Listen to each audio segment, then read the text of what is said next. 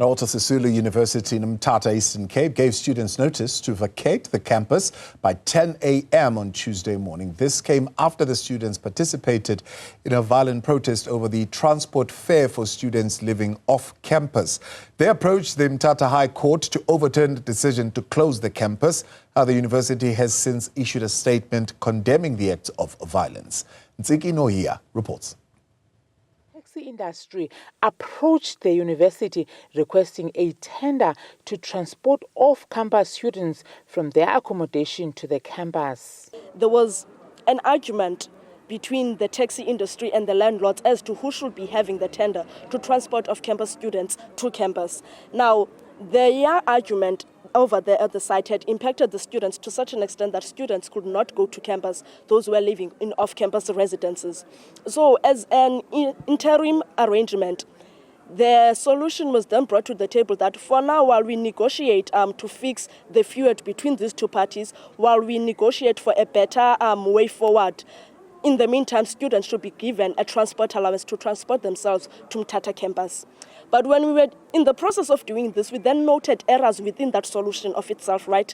We noticed how the money was just not enough. The SRC president, who is affiliated to the EFF, was accompanied by EFF members to Mthatha High Court to ask the court to nullify the decision to evict them.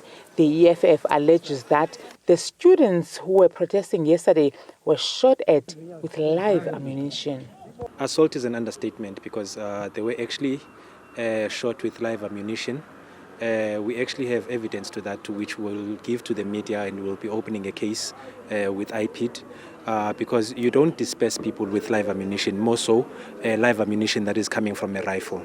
Now, you are actually saying that these students that are carrying pen and paper and demanding their rights as enshrined in the Constitution are criminals.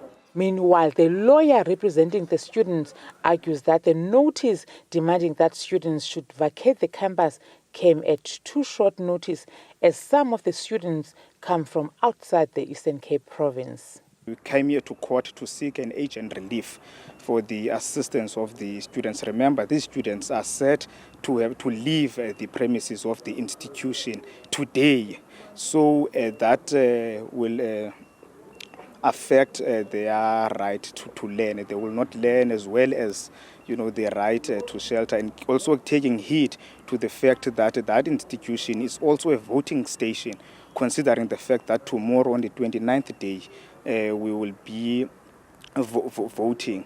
Now, the notice that has been given to students, despite the fact that its basis will be challenged, but it is such a short notice, giving heed to the fact that these students, some of them, they reside outside the province of the Eastern Cape, some of them, they reside outside Mthatha. WSU responded, saying any student who violates the policy of the institution and puts the lives of others in danger will be subjected to disciplinary action. 11 students were admitted to Nelson Mandela Academic Hospital with injuries after the clash with the police. The court vindicated the students and ruled that they should be allowed to return to campus. For Newzroom Afrika on Channel 405, I'm Ntsiki Nohiya in Mthatha.